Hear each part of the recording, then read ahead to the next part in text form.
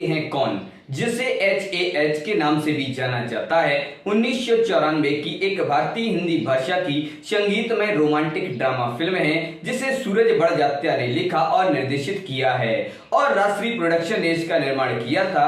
Film में माधुरी दीक्षित और सलमान खान हैं और एक विवाहित जोड़ी की कहानी और उनके परिवारों के बीच संबंधों के माध्यम से भारतीय विवाह परंपराओं का जश्न मनाते हैं। अपने परिवार के लिए अपने प्यार का त्याग करने की कहानी है ये। इस फिल्म में राम लक्ष्मण द्वारा संगीत दिया गया है, जिन्होंने 14 गीत साउंड ट्रैक की रचना की, जो उस अवधि के लिए असामान्य रूप से बड़ी संख्या में गाने थे।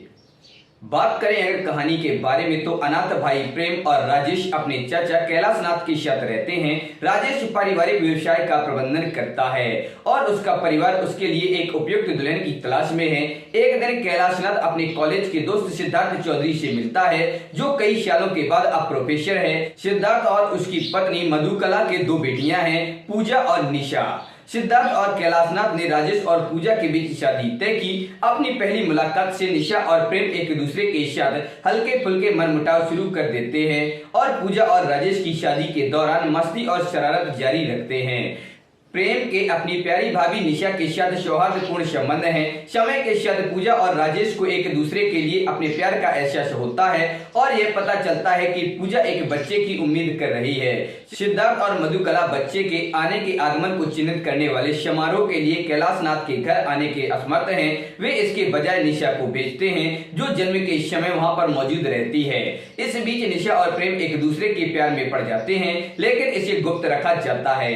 सिद्धार्थ और मधुकला अपने पोते के जन्म का जश्न मनाने के लिए कैलाशनाथ के घर आते हैं। जब विदाई का समय आता है तो उनके मेजबान निराश हो जाते हैं, खासकर प्रेम। वह और निशा एक दूसरे से वादा करते हैं कि वे जल्द ही हमेशा के लिए फिर से मिलेंगे।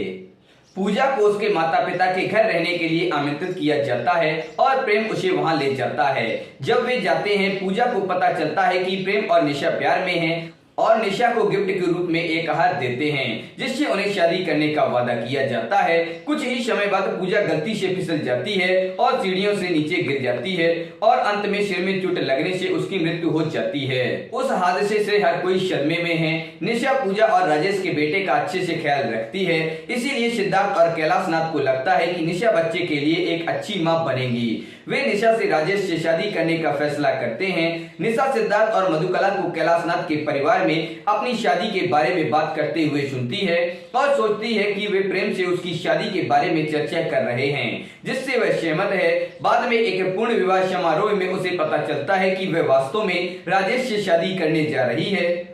प्रेम और निशा ने राजेश और बेटे के लिए अपने प्यार का त्याग करने की कसम खाई। शादी के कुछ क्षण पहले निशा प्रेम के कुत्ते टफी से प्रेम को वह हाथ देने के लिए कहती है, जो पूजा ने उसे एक पत्र के साथ दिया था। टफी निशा के कमरे से बाहर निकलता है और प्रेम को पत्र लेने की बजाय राजेश को दे देता है। राजेश पत्र पढ़ता है और महसूस करता है कि प्रेम और निशा एक दूसरे से प्यार करते हैं। इसके बाद वह शादी को रोक देता है और निशा और प्रेम दोनों का सामना करता है। अंत में निशा और प्रेम अपने परिवारों की सहमति से एक दूसरे से शादी कर लेते हैं और फिल्म यहीं पर ही खत्म हो जाती है। बात करें अगर इसके मुख्य कलाकारों के रूप में तो निशा चौधरी के रूप में माधुरी दीक्षित, प्रेम भट्ट के रूप में सलमान खान, मोहिनीश बहल राजेश गौतम के रूप में, पूजा चौधरी के रूप में रेणुका शहाड़े, आलोकनाथ कैलाशनाथ के रूप में, रीमा लागू मधुकला चौधरी के रूप में, अनुपम खेर प्रोफेसर सिद्धार्थ चौधरी के रूप में, सतीश साय डॉक्टर अमित शर्मा के रूप में, डॉक्टर रजिया रजल शर्मा के रूप में हिमानी शिवपुरी, दिलीप जोशी भोला प्रसाद के रूप में, लल्लू प्रसाद के रूप में लक्ष्मीकांत बेर्डे, चमेली के रूप में प्रिया अरुण, प्रोफेसर महेंद्र कश्यप के रूप में अजीत बच्चानी, बिंदु भगवंती कश्यप के रूप में शाहिला चड्ढा रीता के रूप में, प्रबंधक चाचा के रूप में दिनेश हिंगू आदि सभी लोगों ने काम किया है। बात करें अगर इसके संगीत के बारे में तो राम लक्ष्मण द्वारा संगीतबद्ध किया गया है, जिन्होंने पहले राष्ट्रीय की मैंने प्यार किया के लिए संगीत दिया था, जिसके बोल रविंद्र रावल और देव कोहली ने लिखे थे। इसका निर्माण सारे गामापा लेवल के तहत किया गया था, जिसे उस समय HMV के रूप में जाना जाता है और इसमें लता मंगेशकर, SP बालासुब्रमण्यम, कुमार शानू, उदित नारायण, शैलेंद्र सिंह और शारदा सिन्हा जैसे अनुभवी पार्श्व गायक शामिल थे।